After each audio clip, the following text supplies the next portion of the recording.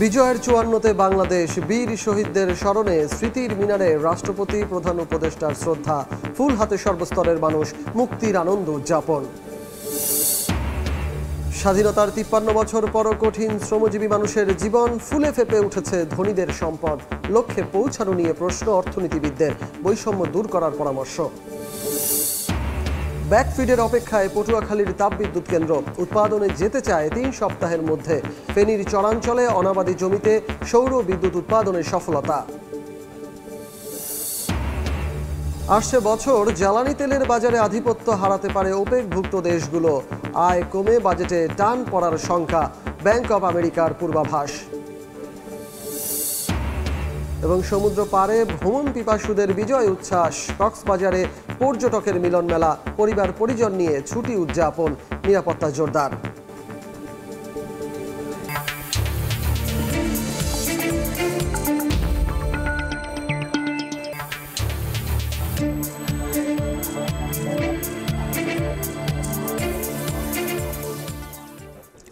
দেখছিলেন শিরোনাম। আমন্ত্রণ জানাচ্ছি দেশ ও দেশের বাইরের অর্থ বাণিজ্যের নানা খবর নিয়ে আমাদের নিয়মিত আয়োজন এ সময়ের বাণিজ্যে। আর আপনাদের সঙ্গে আছি আমি সজল মিত্র রিচার্ড। বিজয় দিবসে বীর শহীদদের শ্রদ্ধা ভরে স্মরণ করছে জাতি। বিস্তারিত জানাতে এই মুহূর্তে সাভারে আছেন আমাদের সহকর্মী ফারুক ভূঁইয়া রবিন এবং ফারজানা আলম লিনা। সরাসরি চলে যাব তাদের কাছে।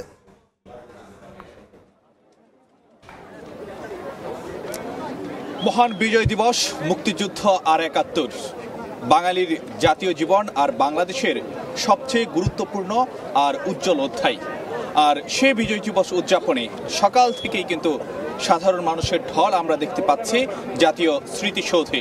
এখনও কিন্তু সাধারণ মানুষের ঢল, একে একে দলে দলে বিভিন্ন শ্রেণী পেশার মানুষ এখানে আসতে শুরু করেছেন। এখনও কিন্তু সেই মানুষের আসার ঢল সেটা কিন্তু এখনও অব্যাহত রয়েছে। আমরা এখানে কেবলমাত্র যে রাজনৈতিক কিংবা সামাজিক সংগঠনকে কেবল তাই নয়, শিক্ষার্থীরা দলে দলে আসতে শুরু করেছেন। বিভিন্ন শ্রেণী পেশার মানুষ, কৃষক, শ্রমিক, এই ধরনের মানুষগুলোকেই কিন্তু যে আমরা দেখতে পাচ্ছি যে এখানকার উপস্থিতি, তাদের মধ্যে নারীরাও আসছেন, পুরুষ আসছেন, সকলে মিলেই মিশে কিন্তু যে এখানে আসছেন, তারা যে জাতীয় স্মৃতিসৌধে এসে ৭১-এর বীর শহীদদের প্রতি শ্রদ্ধা নিবেদন করছেন এবং তারা তাদের প্রত্যাশার কথা বলছেন। লিনা আমার সঙ্গে আছেন। লিনা, আপনি তো নিশ্চয়ই তাদের সঙ্গে কথাবার্তা বলেছেন, তো কি মনে হলো যে তাদের সঙ্গে কথাবার্তা বলে আমি যে বিষয়টি লক্ষ্য করলাম যে বেশিরভাগেরই মনের মধ্যে এই চেতনা রয়েছে যে ৭১-এর ধারাবাহিকতায় আমরা আমাদের যে আকাঙ্ক্ষার অপূর্ণতা রয়েছে সেই অপূর্ণতা পূরণের একটা চেষ্টা তারা এখনকার যে তরুণ প্রজন্ম তারা কিন্তু করে গেছে। অর্থাৎ বাঙালি যে মুক্তিকামী জাতি, তাদের মধ্যে যে সব সময় মুক্তির একটা প্রচেষ্টা, সব সময় নিজেদেরকে দমিয়ে না রাখার যে চেষ্টাটা, সেই চেষ্টার বহিঃপ্রকাশই কিন্তু আমরা জুলাই গণঅভ্যুত্থানে দেখেছি। এবং এখনকার তরুণ প্রজন্ম ঠিক আগে যতটা সোচ্চার ছিল বা জাতীয় চেতনায় যতটা তাদের অংশগ্রহণ ছিল, এই সম্প্রতি এই গণঅভ্যুত্থানের পর থেকে কিন্তু তরুণদের মাঝে সচেতনতাটা আমরা আরও বেশি দেখছি। বিশেষ করে এই স্মৃতিসৌধে যেসব তরুণ শিক্ষার্থীরা আসছেন তারা কিন্তু নানাভাবে তাদের যে বৈষম্যের শিকার তারা কোনোভাবেই হবেন না, তারা তাদের নিজেদের অধিকার দাবি আদায় করে নেবেন, এই ব্যাপারে তাদের সচেতনতার কথা কিন্তু বারবারই নিজেদের বহিঃপ্রকাশ করছেন। হ্যাঁ, কারণ আমরা তো জানি যে এই যে মুক্তিযুদ্ধ কিংবা বাঙালির যে লড়াই সংগ্রাম, পাকিস্তান থেকে বের হয়ে বাংলাদেশ নামের একটি যে স্বাধীন সার্বভৌম রাষ্ট্রের যে অভ্যুদয়, সেখানেও কিন্তু যে অনেকগুলো বিষয়াশয়ের মধ্যে অন্যতম একটি বিষয় ছিল বঞ্চনা, বৈষম্য থেকে নাগরিকদের মুক্তি, সাধারণ মানুষের মুক্তি। এবং সেই জায়গায় কিন্তু যে মানুষ যেটি চান যে গণতান্ত্রিক অধিকার যেন নিশ্চিত হয়, সাম্য, মানবিক মর্যাদা যেন নিশ্চিত হয়, অর্থনৈতিক মুক্তি যেন সাধারণ মানুষ চায়, সেটাই কিন্তু আজকের এই মহান বিজয় দিবসে এসে মানুষের আকাঙ্ক্ষা। যদিও মহান মুক্তিযুদ্ধের সময় যেরকম যে প্রত্যাশা মানুষের ছিল, অনেকগুলো বিষয় মানে পূরণ হয়েছে, আবার অনেকগুলো বিষয় কিন্তু যে এখনো পর্যন্ত অধরা রয়ে গেছে। তবে যে বিষয়টি হচ্ছে যে তাতে কিন্তু কেউ আশাহীন না কিংবা হতাশ না। বিশেষ করে তরুণদের মধ্যে এই বিষয়টি দেখা যাচ্ছে যে তাদের কাছে কিন্তু আমি বারবারই জিজ্ঞেস করেছি কি আপনারা কি আশাবাদী বা আপনারা কি মনে হচ্ছে আমাদের দেশকে আসলে আমরা কোথায় দেখতে পাচ্ছি। সেখানে সেখানে কিন্তু তারা একটি বিষয় বারবারই বলেছেন যে আমরা আমাদের অধিকারের ব্যাপারে কোথাও আমরা কারোর সাথে মাথা নত করব না, আমরা কোথাও কারো কাছে ছাড় দিব না, যেভাবে হোক আমরা আমাদের অধিকারের বিষয়টিকে আমরা নিশ্চিত করব, এই বিষয়ে তারা বেশ সচেতন। লীনা, সেই বিষয়টাতে আমি যদি আপনি যে কথাটি বলছিলেন যে হয়তোবা অনেক অপূর্ণতা রয়েছে, কিন্তু কেউ কিন্তু যে আশাহত নন, এর একটি কারণ যদি আমরা বলি যে হয়তোবা নাগরিকদের মধ্যে প্রত্যাশা এবং প্রাপ্তির মধ্যে ব্যাপক ফারাক রয়ে গেছে, অনেক ক্ষেত্রে নানা ধরনের ফারাক রয়ে গেছে, কিন্তু এটিও সমান বাস্তব যে বাংলাদেশ স্বাধীন হওয়ার পরে কিন্তু যে কখনো তার যে সামনের দিকে এগিয়ে চলা, সেখান থেকে কিন্তু যে কখনো পিছনের দিকে যেতে হয় না, যে বিশেষ করে যে তার অগ্রগতির ক্ষেত্রে বিভিন্ন যে মানুষের জীবনমান অগ্রগতির ক্ষেত্রে কিন্তু যে বিষয়টা রয়ে গেছে, হয়তোবা যে একের সঙ্গে অন্যের যেই বৈষম্যের যে জায়গাটা, সেই জায়গাটা এখনো নানানভাবে রয়ে গেছে। তো সেটি যেন নিরসন হয়, সেটি যেন মুছে ফেলা যায়, সে বৈষম্য বঞ্চনার জায়গাগুলো, হ্যাঁ, সেটাই কিন্তু যে সবার প্রত্যাশা। তো সেই প্রত্যাশা থেকেই কিন্তু যে এই বিজয় দিবসে সাধারণ মানুষের কণ্ঠে কিন্তু যে প্রতিধ্বনিত হতো, সবাই যেটি চান একটি যে সমতা ভিত্তিক সমাজ ব্যবস্থা এবং একটি যে বৈষম্যমুক্ত রাষ্ট্র ব্যবস্থা, সেটি আজকে মহান বিজয় দিবসে সাধারণ মানুষের যে প্রত্যাশার মধ্যে আমরা কিন্তু যে ফুটে উঠতে দেখেছি। সাভারের জাতীয় স্মৃতিসৌধ থেকে আমাদের সঙ্গে যুক্ত হয়েছিলেন সহকর্মী ফারজানা আলম লীনা এবং সহকর্মী ফারুক ভাইয়া রবিন। আগামী বছরের শেষ কিংবা 26-এর শুরুর দিকে হতে পারে জাতীয় নির্বাচন। মহান বিজয় দিবসে জাতির উদ্দেশ্যে ভাষণে একথা বলেছেন প্রধান উপদেষ্টা ডক্টর মোহাম্মদ ইউনূস। জানান 6 কমিশনের চেয়ারম্যানকে নিয়ে হবে জাতীয় ঐক্যমত্য গঠন কমিশন। ঐক্য অটুট থাকলে পরাজিত শক্তি লক্ষ্য অর্জন থেকে বিচ্যুত করতে পারবে না বলেও ভাষণে উল্লেখ করেন প্রধান উপদেষ্টা। গত 15 বছরে যারা ভোটার হওয়ার যোগ্য হয়েছে তাদের সবার নাম ভোটার তালিকায় তোলা নিশ্চিত করতে হবে। এটা একটা বড় কাজ। এবার আমরা প্রবাসী বাংলাদেশিদেরকে ভোট দেওয়া নিশ্চিত করতে চাই। সব কিছুই সমসাপেক্ষ ব্যাপার। এর সঙ্গে যদি আমরা নির্বাচন প্রক্রিয়া আরও উন্নত করতে চাই, নির্বাচন সংস্কার কমিশনের সুপারিশমালা বাস্তবায়ন করতে চাই, তাহলে প্রয়োজনীয় সংস্কারের বিস্তৃতি ও গভীরতা অনুসারে নির্বাচন কমিশনকে সময় দিতে হবে। আমি সকল প্রধান সংস্কারগুলো সম্পন্ন করে নির্বাচন আয়োজন করার ব্যাপারে বরাবর আপনাদের কাছে আবেদন জানিয়ে এসেছি। তবে রাজনৈতিক ঐকমত্যের কারণে আমাদেরকে যদি অল্প কিছু সংস্কার করে ভোটার তালিকা নির্ভুলভাবে তৈরি করার ভিত্তিতে নির্বাচন সম্পন্ন করতে হয়, তাহলে 2025 সালের শেষের দিকে নির্বাচন অনুষ্ঠান হয়তো সম্ভব হবে। আর যদি এর সঙ্গে নির্বাচন প্রক্রিয়া এবং নির্বাচন সংস্কার কমিশনের সুপারিশের পরিপ্রেক্ষিতে এবং জাতীয় ঐকমত্যের ভিত্তিতে প্রত্যাশিত মাত্রার সংস্কার যোগ করি, তাহলে অন্তত আরও 6 মাস অতিরিক্ত সময় লাগতে পারে। মোটা দাগে বলা যায় 2025 সালের শেষ দিক থেকে 2026 সালের প্রথমার্ধের মধ্যে নির্বাচনের সময় নির্ধারণ করা যায়। আমরা এই 6 কমিশনের চেয়ারম্যানদের নিয়ে একটি জাতীয় ঐকমত্য গঠন কমিশন প্রতিষ্ঠা করার দিকে অগ্রসর হচ্ছে। এর কাজ হবে রাজনৈতিক দল সহ সকল পক্ষের সঙ্গে মতামত বিনিময় করে যে সমস্ত বিষয়ে ঐকমত্য স্থাপন হবে সেগুলো চিহ্নিত করা এবং বাস্তবায়নের জন্য সুপারিশ করা। যেহেতু জাতীয় ঐকমত্য প্রতিষ্ঠা করা অন্তর্বর্তীকালীন সরকারের অতি গুরুত্বপূর্ণ দায়িত্ব, তা বিবেচনা করে আমি এই কমিশনের চেয়ারম্যানের দায়িত্ব পালন করব। আমার সাথে এই কমিশনের সহসভাপতির দায়িত্ব পালন করবেন অধ্যাপক আলী রিয়াজ।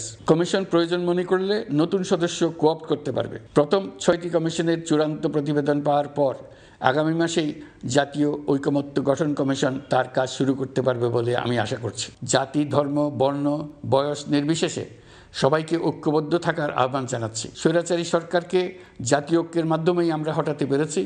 তারা এখনও সর্বশক্তি দিয়ে জাতিকে বিভক্ত করার চেষ্টা চালিয়ে যাচ্ছে। সাম্প্রদায়িক রাজনীতির মাধ্যমে জাতীয় ঐক্যকে নস্যাৎ করতে চাচ্ছে, একের প্রতি অন্যের বিষ উগড়ে দিতে চাচ্ছে। তাদের এই হীন প্রচেষ্টাকে কোনোভাবেই সফল হতে দেবেন না। স্বাধীনতার 53 বছর পরও বাংলাদেশের পরতে পরতে রয়েছে উন্নয়ন, অর্জন আর বঞ্চনার গল্প, যেখানে লেখা হচ্ছে দেশকে খাদ্যে স্বয়ংসম্পূর্ণ করা কৃষক আর অর্থনীতির চাকা ঘুরানো শ্রমজীবী মানুষের যাপিত জীবন আরও কঠিন হয়ে ওঠার উপখ্যান। বিপরীতে রয়েছে ধনীদের সম্পদ ফুলে ফেপে ওঠার মহাকাব্য। অর্থনীতিবিদদের প্রশ্ন, যেখানে পৌঁছানোর কথা ছিল সেখানে পৌঁছেছে কি বাংলাদেশ? এর সদুত্তর পেতে বেড়ে চলা সামাজিক, রাজনৈতিক, অর্থনৈতিক বৈষম্য দূর করার পরামর্শ তাদের। জিন্না তারা যশোয়ার রিপোর্ট। তার সূর্য গায়ে মেখে খাদ্যের যোগান নিশ্চিত করতে মাঠেই পার হয় কৃষকের গোটা জীবন। বিজয় দিবস খুশির দিনে আমরা কি খুশি করুম, কি খুশি হমু। কৃষকের লাভ তেমন ওইবার চায় না হন। আমরা তো কম দামে দেয়, আমাকে মানুষে বেশি দামে বেশি। কৃষকের এসব পাওয়া না পাওয়ার গল্পের মাঝে না পাওয়ার পাল্লাটাই বেশ খানিকটা ভারী। তবে তেপান্তরের মাঠ পেরিয়ে এসব গল্প কি ছুঁতে পারে উন্নয়নের শহরকে? যেখানে বসে কষা হয় উন্নয়নের মহাপরিকল্পনা, যে শহরে রচিত হয় অর্থনীতির নানা সূচকের উত্থান পতনের গল্প, সেখানে বিজয় আবার দুভাগে বিভক্ত। যে দাম জিনিসের কষ্টের উপর আর কি জীবনযাপন চালাইতে হয়েছে। এই ঘরে বিজয় কিছুটা ম্লান হলেও মুদ্রার উল্টো পিঠ সুউচ্চ ভবনে। আমার জায়গা থেকে আমি ভালো আছি। আমরা চাই যে বাংলাদেশ ভালো থাকুক। এমন বাস্তবতায় দেশের জিডিপি প্রবৃদ্ধিকে মিথ হিসেবে উল্লেখ করা হয়েছে শ্বেতপত্রে। জানানো হয়েছে ভয়াবহ অবস্থায় রয়েছে আয় ও সম্পদ ভোগের বৈষম্য।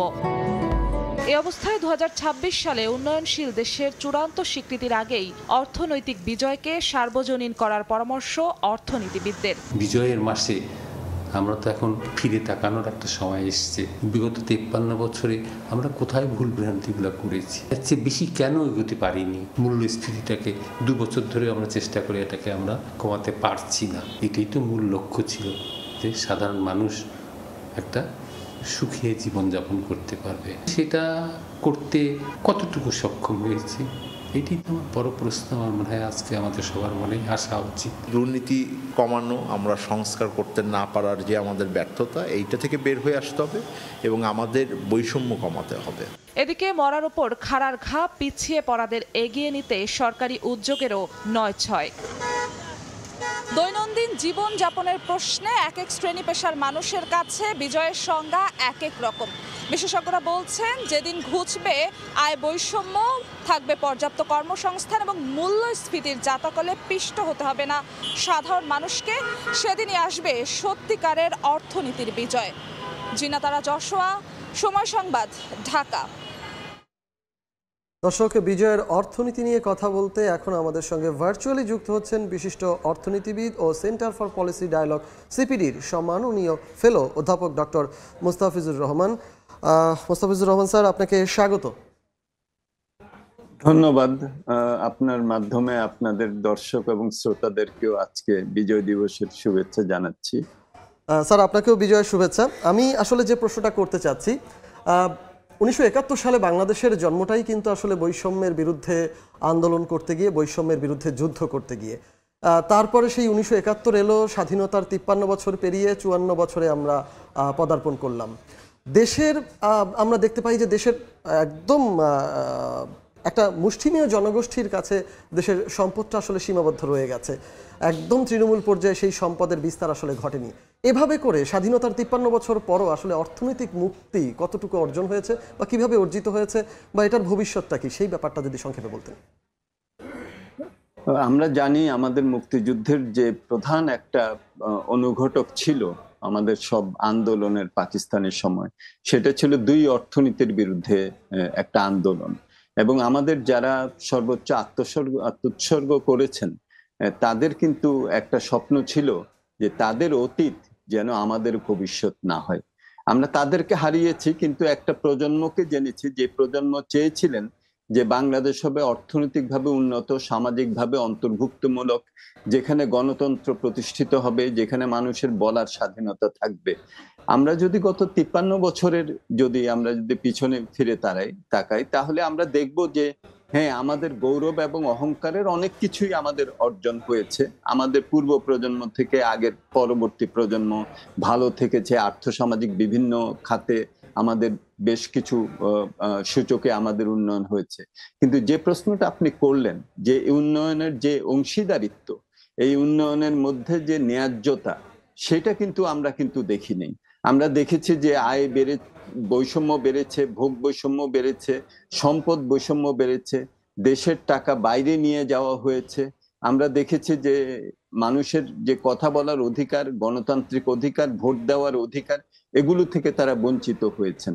এবং যে অর্থনৈতিক সম্ভাবনাটা ছিল, আমরা তো যখন নাকি 1969 সালে, যেটা স্বাধীনতার আগের নর্মাল বছর বলে ধরা হয়। তো তখন যেরকম সিঙ্গাপুর ছিল, দক্ষিণ কোরিয়া ছিল, তো তারা তো আমাদের থেকে আরো অনেক এগিয়ে গেছে। আমাদের বর্তমানে আমরা দেখি ভিয়েতনাম, মালয়েশিয়া, তারা আমাদের থেকে এগিয়ে যাচ্ছে। সুতরাং আমাদেরকে চিন্তা করতে হবে যে একবিংশ শতাব্দীতে বাংলাদেশ তার সমস্ত সম্ভাবনা নিয়ে আমরা একবিংশ শতাব্দীতে এই বিশ্বায়ন প্রক্রিয়াতে অগ্রসর হতে পারছি কিনা, অন্তর্ভুক্ত হতে পারছি কিনা। সেদিক থেকে অবশ্যই আমরা যেটা দেখি সেখানে যে উন্নয়নের সম্ভাবনাগুলি অনেক সময় দুর্নীতি এবং অর্থ পাচার এবং বিভিন্ন ধরনের যে অধিকার মানুষের, সেগুলো লঙ্ঘনের ফলে সেটার ব্যত্যয় হয়েছে।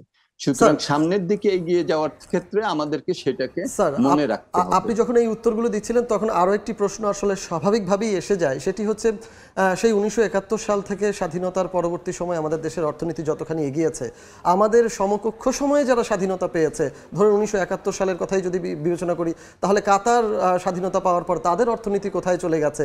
আপনি সিঙ্গাপুর, মালয়েশিয়ার কথা বলছেন, তাদের অর্থনীতি কোথায় চলে গেছে? 2038 সাল নাগাদ আমরা বিশ্বের 20তম অর্থনীতির দেশ হব। এটাও যদি বাস্তবায়নযোগ্য হয়, তাহলে আমাদের বর্তমান যে নীতি আছে সেগুলো যদি আমরা আসলে পরিশোধন করি বা সেগুলো যদি আমরা চিন্তা করি, তাহলে আর কি কি চ্যালেঞ্জ থাকতে পারে, বা সেই নীতিতে আসলে কোনো পরিবর্তন আনার প্রয়োজন আছে কিনা যদি একটু বলতেন।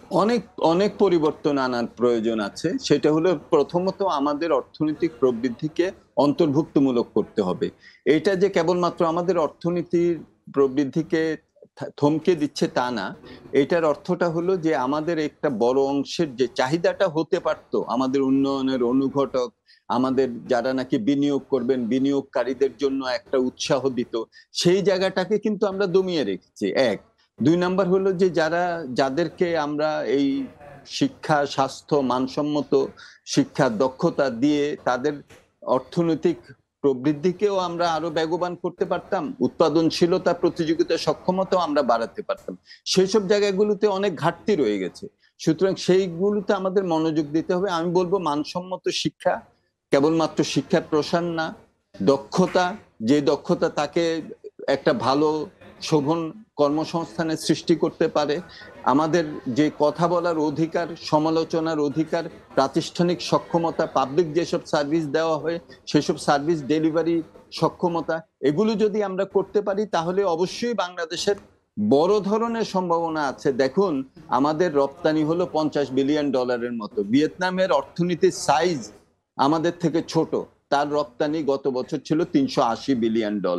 সুতরাং অর্থনৈতিক সাইজ না, এটাকে আমাদেরকে দেখতে হবে যে এটা কতটুকু অন্তর্ভুক্তমূলক হয়েছে, কতটুকু সুশাসনের সাথে আমরা এই অর্থনীতিটাকে বাস্তবায়ন করতে পারছি, সামষ্টিক অর্থনৈতিক ব্যবস্থাপনা করতে পারছি, নিজস্ব বিনিয়োগ, বৈদেশিক বিনিয়োগ আহরণ করে আমাদের ছেলেমেয়েরা যারা নাকি এই অগাস্টের এই ছাত্র জনতার বিপ্লবে নেতৃত্ব দিয়েছে, তাদের জন্য আমরা শোভন কর্মসংস্থান এবং ভবিষ্যতের জন্য একটা আশাব্যঞ্জক একটা ভবিষ্যৎ বাংলাদেশের মধ্যে সৃষ্টি করতে পারি, এই দিকটাতে আমাদের নজর দিতে হবে। স্যার আপনাকে অসংখ্য ধন্যবাদ। আমরা আপনার কাছ থেকে বেশ কিছু পরামর্শ বা আপনার মতামতগুলো জানতে পারলাম। এগুলো হয়তোবা আমরা যদি প্রয়োগ করতে পারি, দেশের অর্থনীতিতে যদি প্রয়োগকৃত হয়, তাহলে আমরা সামনের সময় অবশ্যই আমাদের লক্ষ্য অর্জনে সমর্থ হব। অসংখ্য ধন্যবাদ আপনাকে স্যার। বিজয় দিবস উপলক্ষে রাজধানীর পল্টনে জামায়াত ইসলামীর সমাবেশে বক্তব্য রাখছেন জামায়াতের আমির ডাক্তার শফিকুর রহমান। সরাসরি যাচ্ছি সেখানে। চ্যালেঞ্জ করে পাল্টা সরকার গঠন করেছিল, জনগণ তাদেরও বিচার চায়। অবাক, এক দেশে দুই সরকার, এক সরকার বসে আছে পার্লামেন্টে, আরেক সরকার বসে আছে শাহবাগে। পার্লামেন্টের সরকারের কথায় জাতীয় পতাকা উঠে না, নামে না।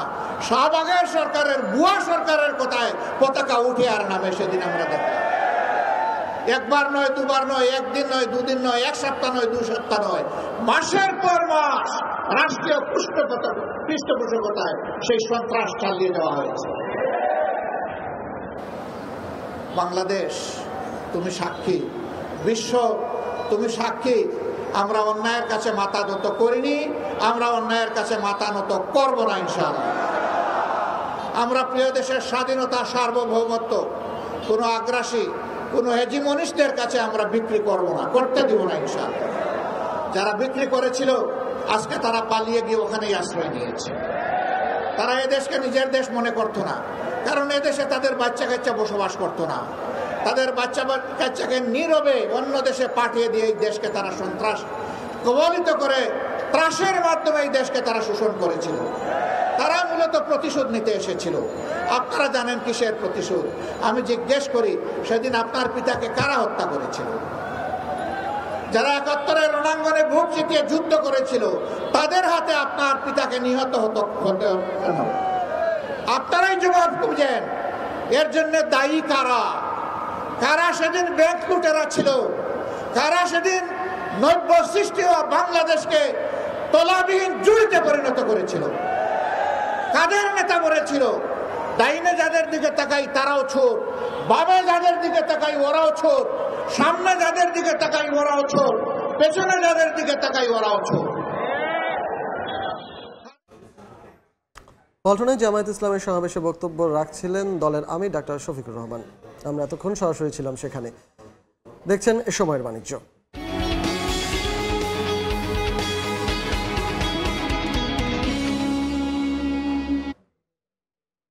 বিদ্যুৎ উৎপাদনের জন্য ব্যাকফিট পাওয়ারের অপেক্ষায় পটুয়াখালী ১৩২০ মেগাওয়াট তাপ বিদ্যুৎ কেন্দ্র। ৪৪০ কেভি বিদ্যুৎ পেলে আগামী ৩ সপ্তাহের মধ্যে উৎপাদনে যাবে প্রথম ইউনিট। সুজন দামের ছবি ও মোহাম্মদ মনির হোসেন বাদলের তথ্য নিয়ে রিপোর্ট।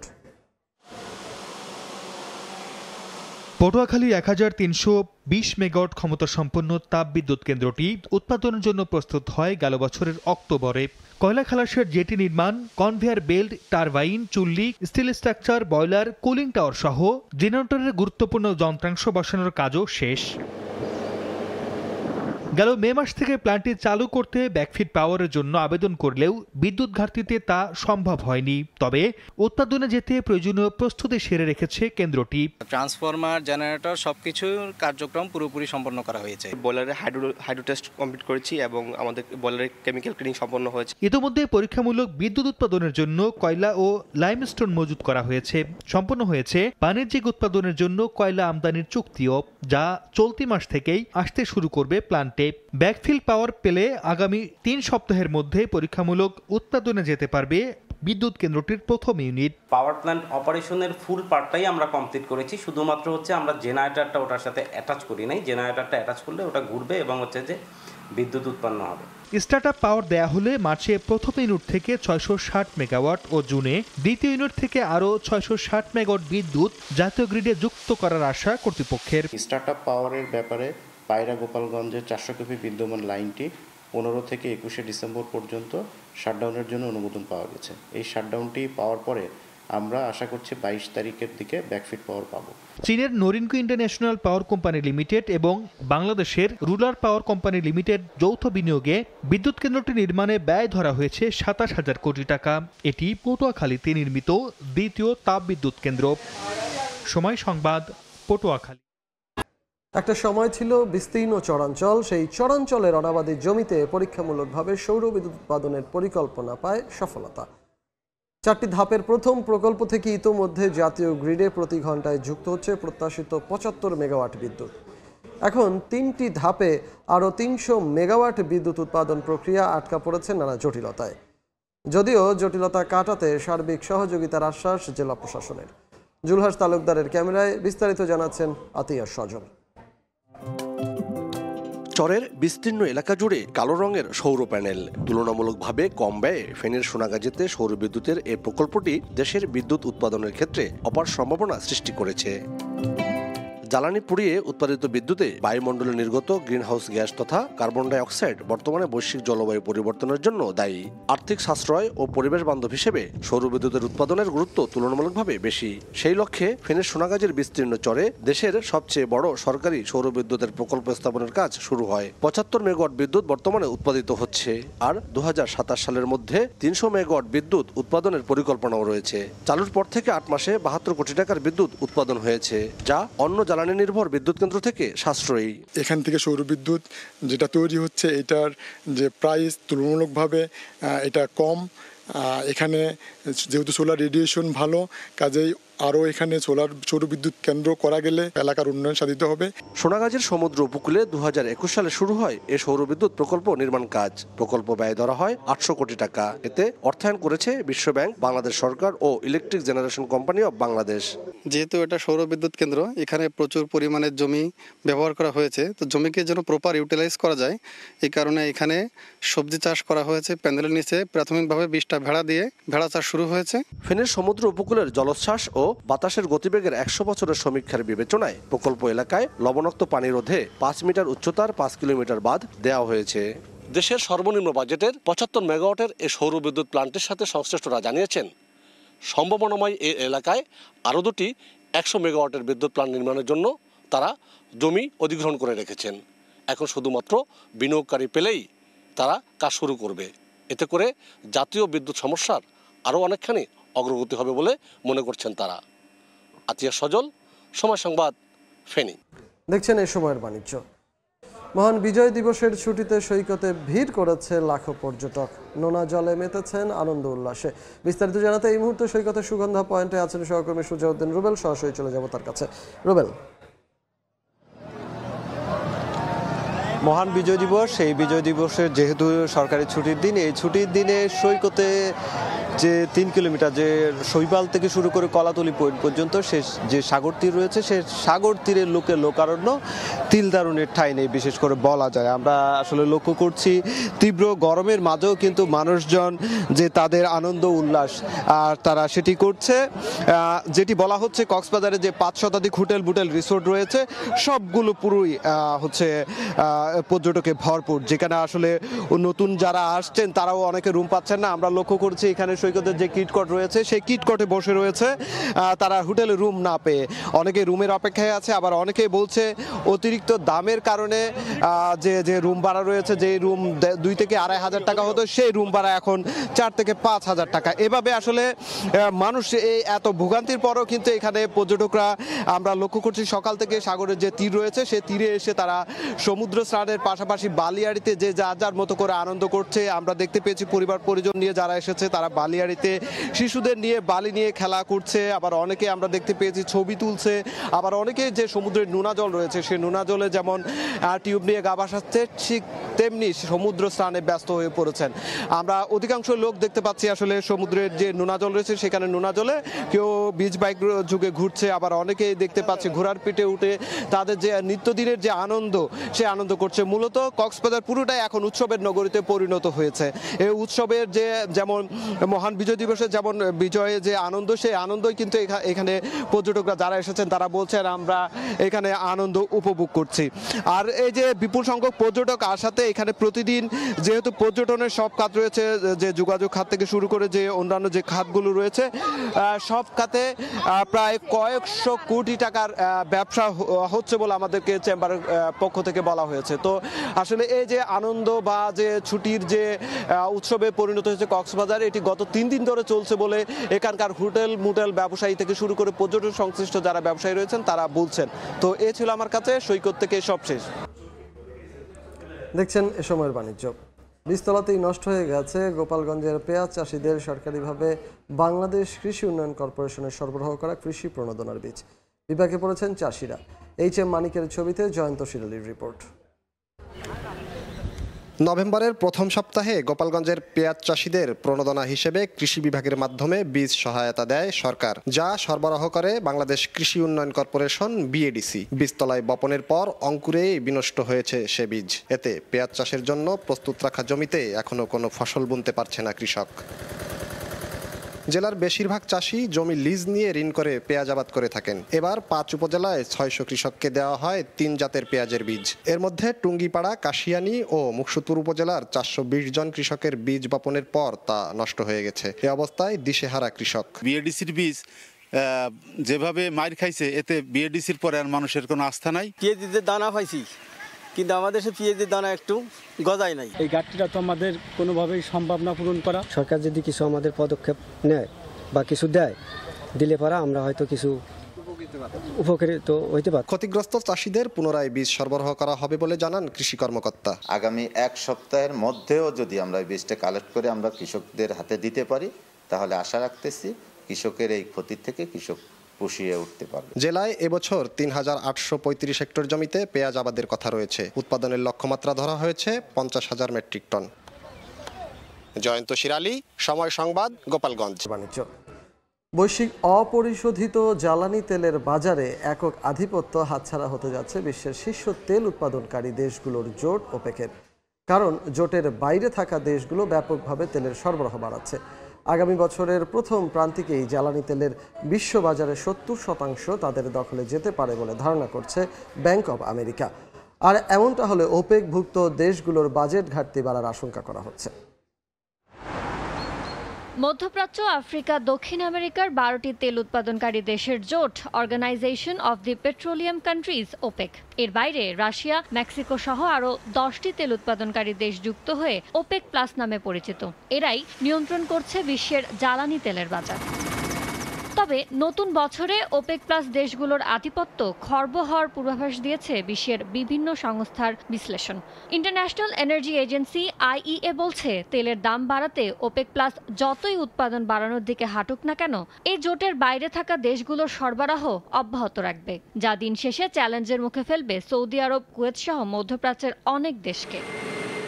2023 সালের মাঝামাঝি থেকে ওপেক প্লাস তেলের দর নিয়ন্ত্রণে অপরিশোধিত তেলের সরবরাহ কমিয়ে দেয়। তবে জোটের বাইরে থাকা দেশগুলোর রেকর্ড সরবরাহের ফলে ওই উদ্যোগ কাজে আসেনি। সেই ধারাবাহিকতায় যুক্তরাষ্ট্র, ব্রাজিল ও আর্জেন্টিনার মতো জোট বহির্ভূত দেশগুলো 2025 সালে প্রায় 36% সরবরাহ বাড়াবে।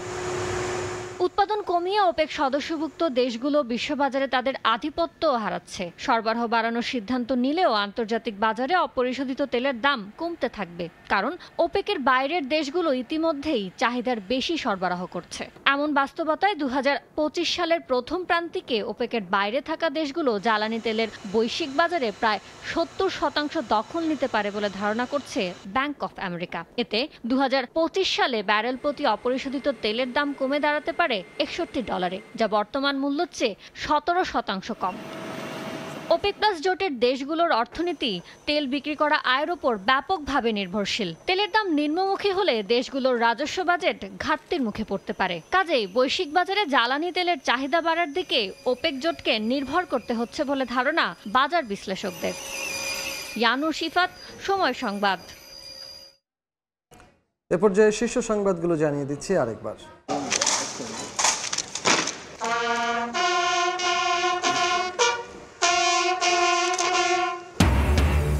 বিজয়ের 54তে বাংলাদেশ, বীর শহীদদের স্মরণে স্মৃতির মিনারে রাষ্ট্রপতি, প্রধান উপদেষ্টার শ্রদ্ধা, ফুল হাতে সর্বস্তরের মানুষ, মুক্তির আনন্দ উদযাপন। স্বাধীনতার 53 বছর পর কঠিন শ্রমজীবী মানুষের জীবন, ফুলে ফেপে উঠেছে ধনীদের সম্পদ, লক্ষ্যে পৌঁছানো নিয়ে প্রশ্ন অর্থনীতিবিদদের, বৈষম্য দূর করার পরামর্শ। এবং ব্যাকফিডের অপেক্ষায় পটুয়াখালীর তাপবিদ্যুৎ কেন্দ্র উৎপাদনে যেতে চায় 3 সপ্তাহের মধ্যে। ফেনীর চরাঞ্চলে অনাবাদী জমিতে সৌর বিদ্যুৎ উৎপাদনের সফলতা।